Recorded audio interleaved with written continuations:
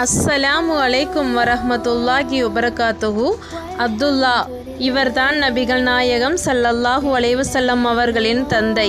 அப்துல் முத்தலிஃபின் மக்களில் இவர் அழகிய தோற்றமுடையவர், ஒழுக்க சீலர்களாகவும் தந்தைக்கு பிரியமானவர்களாகவும் இருந்தார். அவரே தபீஹ் பலியிடப்பட்டவர்கள் என்ற பெயரை பெற்றவர். அப்துல் முத்தலிஃப் தனது பிள்ளைகளில் வாலிப பருவத்தை அடைந்தபோது தன் நேர்ச்சியை பற்றி அவர்களிடம் தெரிவித்தார். பிள்ளைகள் அனைவரும் அதை ஒப்புக்கொண்டார்கள். அவர்களில் யாரை பலியிடுவது என்பது பற்றி சீட்டு குலுக்கி பார்த்தபோது அதில் அப்துல்லாவின் பெயர் வந்தது.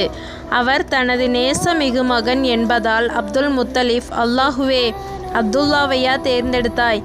அதற்கு பதிலாக 100 ஒட்டகங்களை அறுக்கவா என்று கேட்டு அவ்வாறே எழுதி குலுக்கி போட்டு எடுத்ததில் 100 ஒட்டகம் என எழுதப்பட்ட சீட்டு வெளியானது.